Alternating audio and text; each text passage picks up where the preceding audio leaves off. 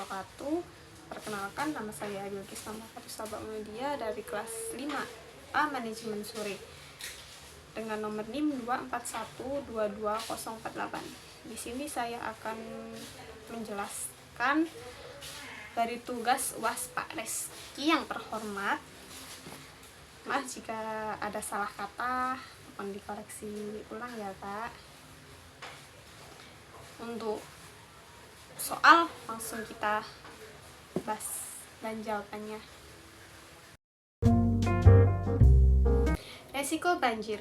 Karena tempat bisnis rawan banjir, biasanya mengganggu operasional ternak dan merusak fasilitas ternak dan dapat mengancam kesehatan ternak. Untuk yang kedua, resiko penyakit ternak. Ternak ayam sangat rentan terkena penyakit seperti flu burung dan menyebabkan kematian secara massal. Untuk yang ketiga, resiko cuaca ekstrim.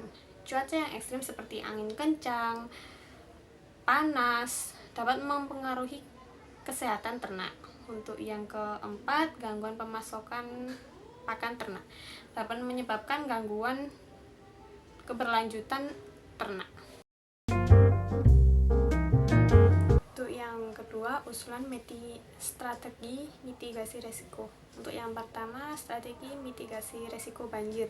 Membangun infrastruktur tahan banjir, mendesain fasilitas peternakan dengan sistem yang baik, serta membangun bangunan ternak yang lebih tinggi atau menggunakan materi yang lebih tahan air untuk mencegah kerusakan akibat banjir.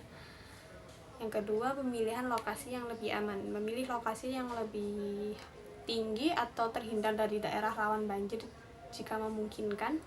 Nomor 3, asuransi banjir. Mengambil asuransi untuk melindungi dari kerugian akibat bencana alam seperti banjir. Strategi mitigasi resiko penyakit ternak. Vaksinasi untuk pemilihan kesehatan rutin, penyuluhan dan pengawasan menggunakan tenaga medis untuk melakukan pemeriksaan kesehatan secara berkala. Yang ketiga, kontrol dan isolasi hewan sakit. Segera memisahkan ayam yang terjangkit penyakit agar tidak menular ke teman yang lain. Untuk yang strategi mitigasi risiko cuaca ekstrim, membangun ventilasi dan peralatan pengatur suhu, memastikan sistem ventilasi yang lebih baik dan peralatan untuk mengatur suhu di dalam kandang agar ayam tetap nyaman dalam cuaca ekstrim.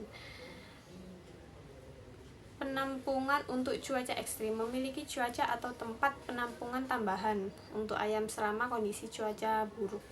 Yang keempat, strategi mitigasi resiko pemasok pakan dan sumber daya. Menjalin hubungan dengan beberapa pemasok pakan untuk mengurangi ketergantungan pada satu pemasok saja. Menyediakan cadangan pakan dalam jumlah cukup untuk mengatasi gangguan pemasokan dalam jangka pendek. Untuk yang kelima, strategi mitigasi resiko fluktuasi harga pasar. Mengamankan harga jual ayam melalui kontrak jangka panjang dengan pembeli atau mengapul untuk mengurangi ketidakpastian harga pasar. Menyediakan produk turunan seperti telur ayam sehingga jika harga daging ayam turun, produk yang lain masih memberi pendapatan. Untuk yang keenam, strategi mitigasi resiko regulasi pemerintah. Kepatuhan terhadap regulasi, selalu memantau peraturan terkait peternakan yang memastikan bahwa bisnis mengikuti semua regulasi yang ada untuk menghadapi denda atau penutupan usaha.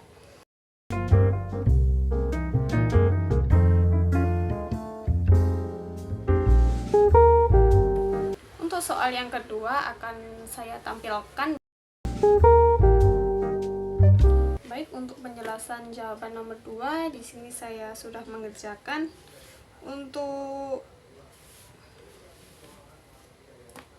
arus kas tahunan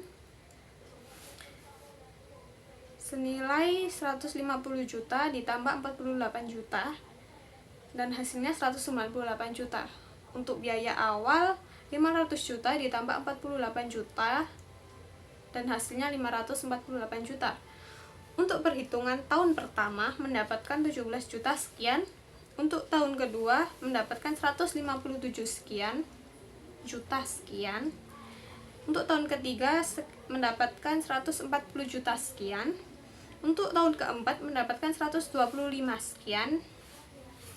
Untuk tahun kelima mendapatkan 112 juta sekian. Maka hasilnya 554 juta sekian.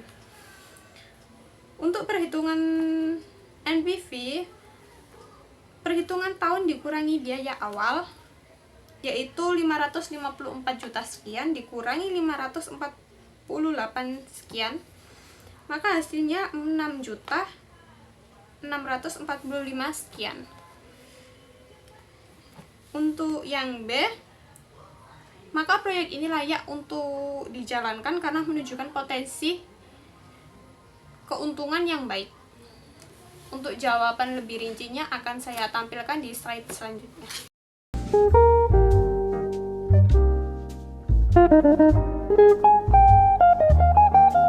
Nomor 3 akan saya tampilkan di sini. Akan saya jelaskan jawaban yang telah saya kerjakan untuk nomor 3. Untuk waktu balik modal PP diketahui investasi awal sekitar 100 juta ditambah 48 juta, maka hasilnya 148 juta sekian. Pendapatan per bulan 20 juta ditambah 40 juta, maka hasilnya 68 juta sekian. Biaya operasional 12 juta ditambah 48 juta, maka hasilnya 60 juta sekian. Untuk laba bersih per bulan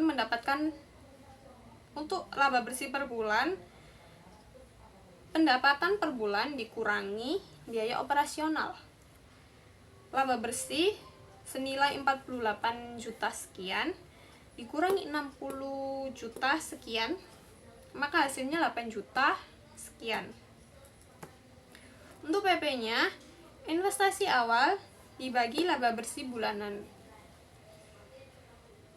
Investasi awal senilai 148 juta sekian. Untuk laba bersih bulanan 8 juta sekian. Maka hasilnya 18,5 bulan atau setara dengan 1 tahun 6 bulan setengah. Untuk B, proyek ini layak dijalankan karena potensi keuntungan yang baik. Untuk soal selanjutnya akan saya tampilkan di slide selanjutnya.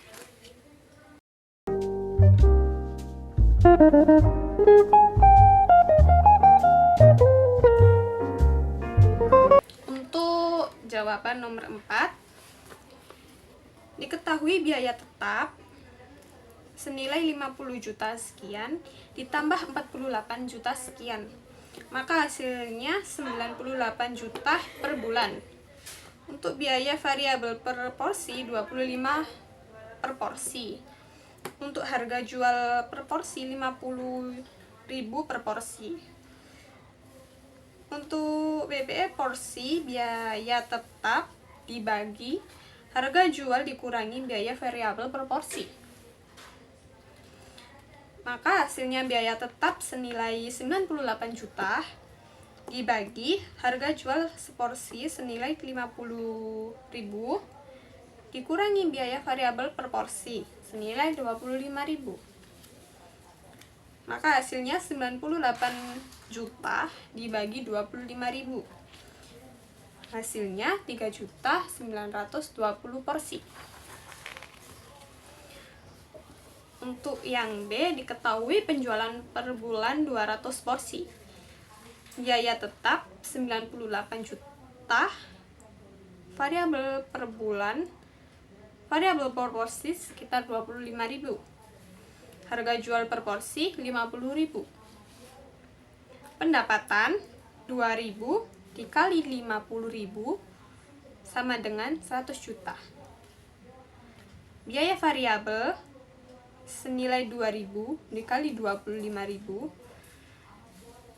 maka hasilnya 50 juta. Total biaya fixed cost ditambah variable cost,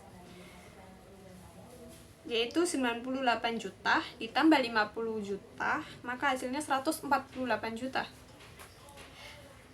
Keuntungan pendapatan dikurangi totalan biaya, yaitu 100 juta dan 148 juta sekian, maka hasilnya min 48. Bisnis ini tidak menguntungkan dengan penjualan 2000 porsi per bulan karena mengalami kerugian sebesar 48 juta. Untuk soal selanjutnya akan saya tampilkan di slide selanjutnya.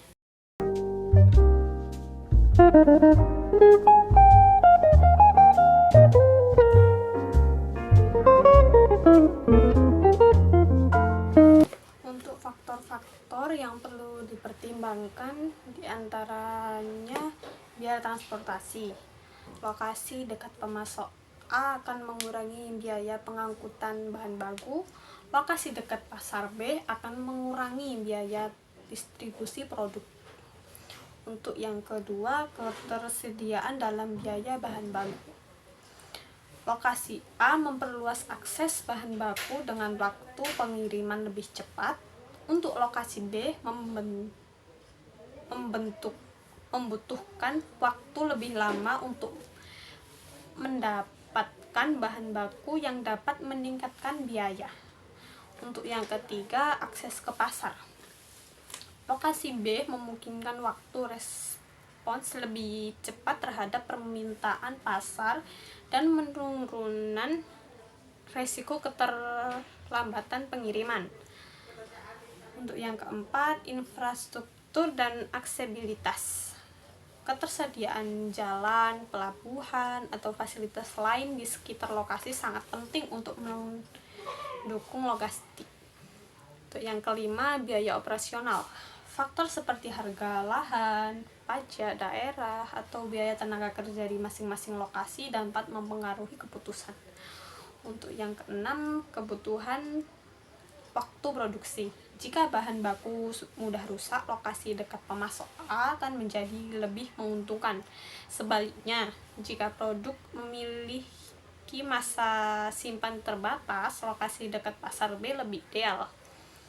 Untuk yang ketujuh, keberlanjutan dan lingkungan yang lain. Untuk kelebihan lokasi A, biaya transportasi bahan baku lebih rendah. Waktu pengadaan bahan baku lebih cepat, terutama untuk bahan yang mudah rusak.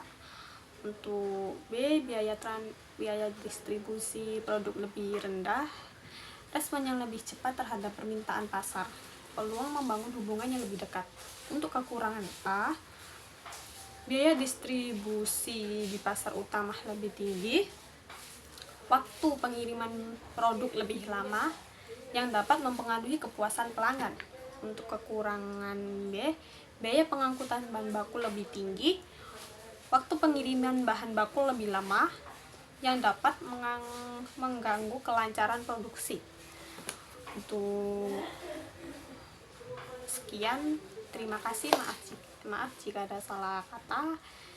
Saya ucapkan assalamualaikum warahmatullahi wabarakatuh.